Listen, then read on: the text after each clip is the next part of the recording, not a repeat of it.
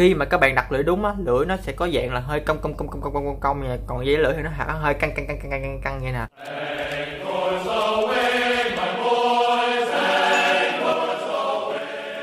Hi, xin chào các bạn, chào mừng các bạn đến với kênh của Cha Cha HK Cuộc Sống Sinh Viên. Thì trong video lần này mình sẽ giải đáp tất tần tật các vấn đề về phương pháp tập Mirin nha. Thì đầu tiên là mình sẽ nói lại cách đặt lưỡi như thế nào nha. Thì các bạn dùng lưỡi để cảm nhận là từ đây đi răng cửa đi vào, các bạn sẽ đụng được cái phần gù ghề. Các bạn đặt lưỡi ở cuối phần gù ghề, là đặt cái đầu lưỡi ở cuối phần gù ghề. Rồi còn phần thân lưỡi các bạn sẽ đẩy nó ôm sát lên, kiểu như ôm sát lên vòng cung mà nó hơi cong như nè.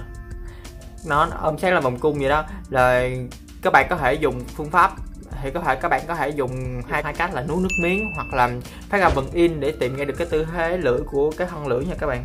Khi mà các bạn đặt lưỡi đúng á, lưỡi nó sẽ có dạng là hơi cong nha, còn dây lưỡi thì nó hơi căng như nè. Thì đó là phương pháp đặt lưỡi chuẩn không cần chỉnh luôn á. Vậy thì đặt đầu lưỡi ở giữa phần gù ghề có đúng không? Đúng á. Thì đặt đầu lưỡi ở giữa phần gù ghề cũng đúng nha các bạn, nhưng mà nó không chuẩn nha các bạn. Tại vì khi mà mình đặt cái đầu lưỡi á, ở giữa phần gù ghề á, là nó sẽ mình tập cái này thì nước miếng nước bọt nó ra rất là nhiều, nó làm cho các bạn trơn á, cái lưỡi các bạn có thể đẩy về trước, đẩy về cái răng cửa, nó làm cho các bạn bị dẻo nha các bạn. Là mình bị hôn do thói quen mà các bạn tưởng tượng là cái cuộn băng keo nha, các bạn kéo qua nha, mình không tử tế nổi mà lấy kéo để cắt nha, mình dùng răng mình cắn. Hay là thường ăn đá bịch đó, bạn đá bịch thì nó các bạn phải xé cái đầu để ăn đúng không, mình sẽ dùng răng cắn, bởi vậy mình không hôn mới lại các bạn. Thì nói chung là từ khi tập phương pháp này thì mình thấy cái răng mình nó bớt hôn lúc trước, với lại cười nó đẹp hơn một chút xíu, rồi nói chung là bớt xấu hơn trước nha. Vậy thì khi tập phương pháp này mặt nó có bự lên không? Theo mình là không. Vì khi tập phương pháp này nó làm mặt các bạn trở nên thanh thoát và nhìn nó sắc hơn các bạn. Rồi với lại dáng mũi cũng sẽ được khai đỡ phần nào nha các bạn. Nếu mà các bạn nào mà sợ nó không hiệu quả thì lúc đầu á các bạn thử tập nó khoảng 1 tháng thôi.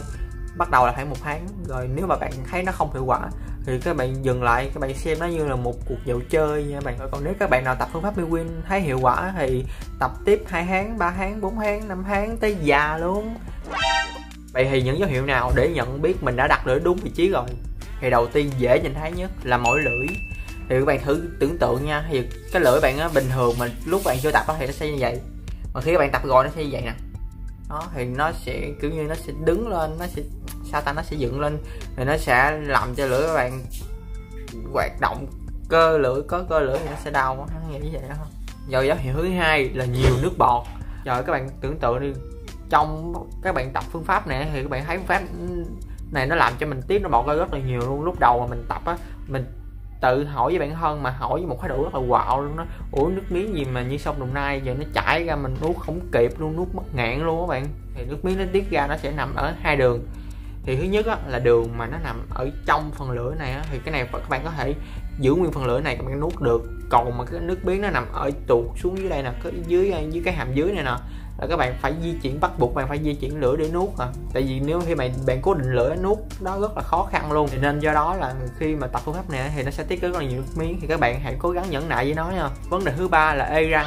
Khi mà mình tập cái phương pháp này mình bị ê răng hàm dưới, hàm trên và hàm dưới luôn. Mình có cảm giác như nó muốn rớt ra ngoài vậy các bạn, nó chích thuốc tê vậy. Các bạn cứ hiểu nôm na là khi mà lưỡi nó đẩy lên cái hàm trên này nè, là nó sẽ tác dụng làm cho cái hàm của bạn nó sẽ giãn ra và làm cho cái cơ, không phải cái cơ mà là cái hàm ở chỗ đó nó sẽ căng ra, làm cho cái răng của bạn nó sẽ bị căng ra, nó làm nó nhưng mà về sau là sẽ hết nha các bạn.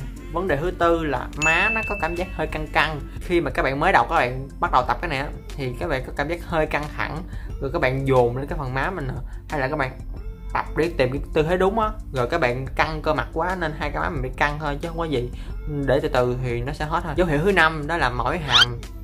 Thì cái này mình cũng biết giải thích sau nữa, nói chung là cứ biết là mỏi hàm nha. Thì dấu hiệu thứ 5 là mỏi cổ. Thì dấu hiệu này dễ nhìn thấy nhất là ở các bạn mà kiểu như là khi tập phương pháp Mirin đó, rồi các bạn có kết hợp thêm tập phương pháp là cho cái cổ kiểu như cho nó hẳn lên, cho người nó bất gục của các bạn. Dấu hiệu thứ 6 là lưỡi tê. Thì dấu hiệu này sẽ dễ nhìn thấy ở các bạn nào mà nếu mà dùng lực quá lên cái lưỡi á, thì nó sẽ dễ bị tê thôi. Còn các bạn nào không có thì thôi, thì có hay không có hồi. Thì đó là 7 dấu hiệu trong thời gian đầu mình tập phương pháp MeWin nha các bạn. Còn dấu hiệu nào không á, thì mình cũng không nhớ nữa, tại vì mình tập lâu quá rồi mình cũng quên nữa. Mà hình như là kiếp trước mình ăn cháo lú hay gì, kiếp này mình hay quên lắm các bạn ơi, quên trước quên sau à. Nào cần nhớ không nhớ tộn mấy chuyện gì với va với vảnh không à. Vấn đề tiếp theo là vậy khi các bạn đặt được tư thế lưỡi rồi thì có cần phải đẩy lưỡi lên không? Câu trả lời là có lúc đầu, về sau thì không cần nha. Thì lúc đầu các bạn chịu khó bạn dùng lực các bạn đẩy lên thôi, khi mà về sau các bạn quen dần rồi đó, các bạn khỏi cần phải đẩy nha. Hồi đó mình trong tháng đầu thì mình còn xiên mình còn đẩy, về sau cứ quên bạn ơi, quên cái không đẩy luôn rồi, cứ để lưỡi tư thế đó bạn. Mà cuộc sống mình nó rất là bộn bề luôn đó, mình cũng không nhớ nó còn phải đẩy nữa các bạn. Wow. Trời, phải sáng mở mắt vậy là hôm nay ăn gì, ăn đâu rồi, cướp về trễ quá nên cúp tiết luôn không. Trời, nó rất là nhiều ý tưởng tào lao nó va đập vô đầu mình ơi. Câu hỏi tiếp theo là nhỏ Lệ đây cho anh hỏi nhỏ, tập lúc nào hợp lý vậy ta? Nói chung là tập mọi lúc mọi nơi, rảnh lúc nào tập lúc đó.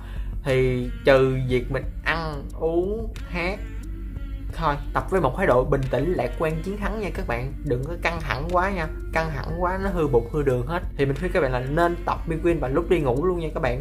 Mình thấy tập vào lúc đi ngủ nó rất là hiệu quả luôn. Thì tập vào lúc đi ngủ thì lúc đầu là sẽ rất là khó, nhưng mà các bạn chịu khó là các bạn chập giấc ngủ mà các bạn hay chập giấc lúc nào thì bạn chỉnh lại lúc đó, chỉnh hoài riết nó tự nó thành thói quen rồi các bạn ơi. Vậy thì tập phương pháp này khoảng bao lâu mới hiệu quả? Mình cũng không biết nữa, cái này tùy cơ địa mỗi người. Riêng mình thì bắt đầu khoảng 2 tháng là mình đã thấy bắt đầu nó được thay đổi chút rồi nha các bạn.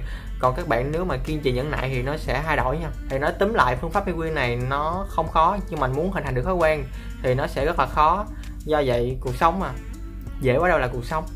Thì các bạn nào có câu hỏi hay có thắc mắc gì thì comment xuống phần comment nha, mình sẽ trả lời nha. Thì video của mình đến đây cũng đã kết thúc rồi. Cảm ơn các bạn đã xem hết video của mình nha. Nếu các bạn thấy hay thì hãy like, share và đăng ký kênh ủng hộ mình nha. Chúc các bạn một ngày vui vẻ. Tạm chào.